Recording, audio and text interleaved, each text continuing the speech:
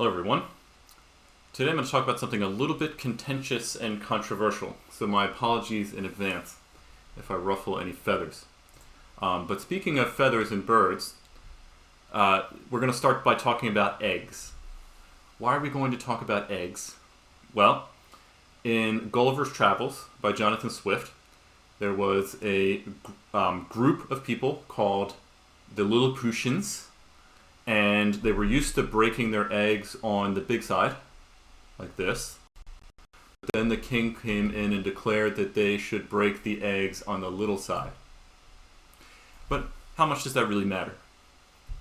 Fun fact, I did my 7th grade book report on that book. So it's kind of etched into my memory. Alright, so I'm going to explain a similar thing that comes up in computing. And it has to do with variables, but it's kind of the same thing. It doesn't really matter at the end.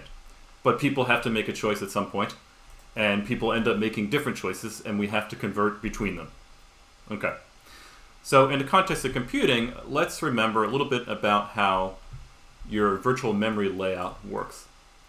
So here we have a simple diagram I made of virtual memory. I chose to draw it in a way that the lowest memory address is at the top of the diagram, and the highest memory address is at the bottom of the diagram. And this is an arbitrary choice. Some people draw it from the lowest one at the bottom to the highest one at the top. I actually prefer this way because, again, there's no right answer, but I prefer this way because when we look at the stack, we see every time you call a method and you add to the stack frame, it's like putting a plate on the top of the stack. Interestingly, the memory address of subsequent method calls actually get lower. So I think this is a way to understand that. You could also flip this and make the stack grow upside down. I guess it would have to be a sticky stack because then gravity otherwise would just make all the plates fall down, right? If I were to flip this vertically, here's my stack. And I stack plates like that, but all the plates fall down. Okay, but some people might like that. Okay, who am I to judge? That's all right. We're just going to talk about how to deal with the different decisions that people make. Okay, so I want to jump into a little bit of code in C here so we can explore the decisions that are made about how variables are laid out in memory. So what I'm going to do is declare a variable that is a 4-byte unsigned int. And I'll write it in hex here, so I'll make it A1, B2, C3, D4. And so here we go. This is a 32-bit int, or it's made up of 4 bytes. Each byte is made up of 2 nibbles. That's what they're called. Each is a hex digit here that takes up 4 bits. And so together, 2 hex digits gives me 8 bits, which is a byte. And I have 4 of them. Okay, so let me try to imagine where this variable would go on the stack frame that I drew. So going back to the stack, we have a main method in here. And that's going to take up some amount of memory on the stack frame. Or on the stack, it has its own little stack frame.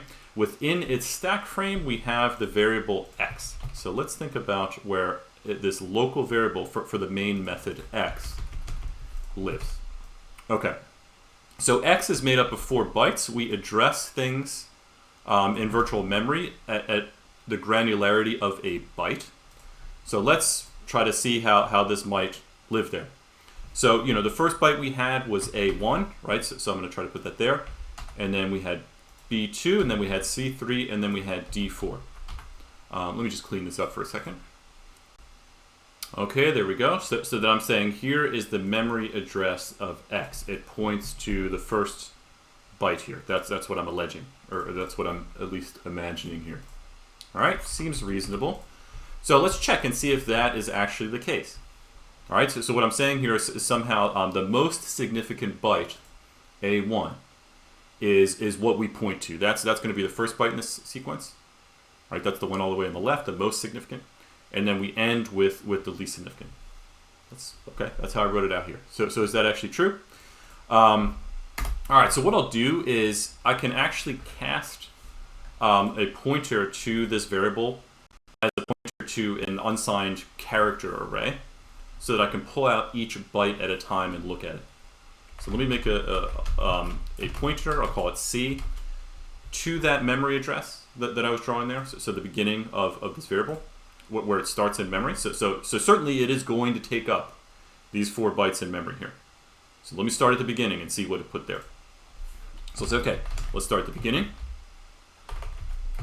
And so I'll cast this as a pointer to where this starts. I'll cast it as an unsigned int pointer so I can loop through. And let me go ahead and print these 4 bytes here and see what we see.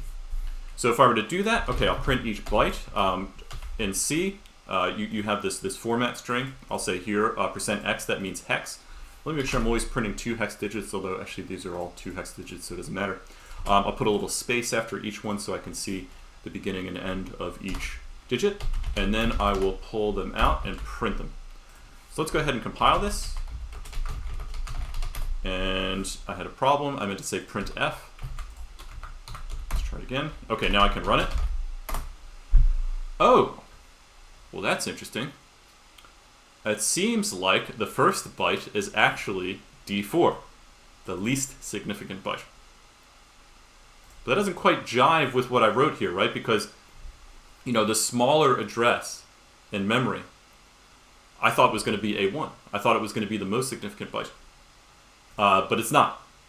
So it turns out on Intel processors, they actually store it the other way around. So this is called little endian.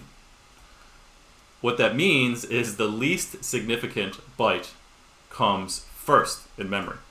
Okay? So this is called little endian. So I have a 64-bit Intel processor. And so because of that, on my computer, when I run this, I actually see them in this order. Okay. So I guess it's a little interesting, right? Because it's not the way that we look at them, right? We tend to read numbers from left to right, so seeing the most significant value first. But like I said, I guess if you were to flip this stack up, you know, if you were to flip everything upside down, then it might actually make sense, okay? So, you know, and there's probably other contexts that you might arrive at a little endian order sort of seeming more natural to you. Regardless of how it happened, this is the way the processors process things, and we got to deal with it.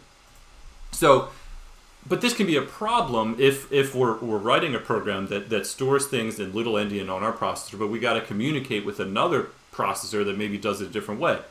And in fact, when we're using sockets, so when we're using these file descriptors for network communication in C, they expect all of the header information about the IP address and the port number and things like that. They expect that to be in big endian order. Okay, so if we were just to directly copy this variable into one of the fields of a struct describing a socket header, the network would get very confused because it would think it was big endian, but we're actually sending it the 4 bytes in little endian. And so in this netdb.h file, there are a few utility methods that you can run to do the conversion. And so there's one called H2, so I would say H2 NL. And what this stands for is host to network long. Now long is actually only 32 bits. That's the longest we can get here. So I gave, that's the overloaded version we need to use for my 32-bit thing.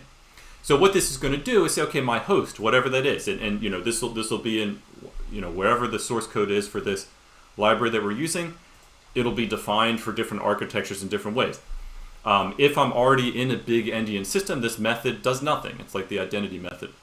But if I'm on a little endian system, it needs to switch the order of the bytes before it goes onto the network, because we know that the network is big endian. Okay, so on my machine, this method is going to be defined to reverse the bytes, right? Because I'm in little endian, but I need to get to big endian. Right, so I start off little endian in the host, I convert to big endian in the network is what happens on my machine when I call this method. So if I compile this again, then I see that they actually come out in this order. All right? So there's the issue. I hope everybody's doing okay. I know it's controversial, but hopefully at least we understand how to talk to each other now. We just need to do that little conversion sometimes and try to have empathy for other people's point of view.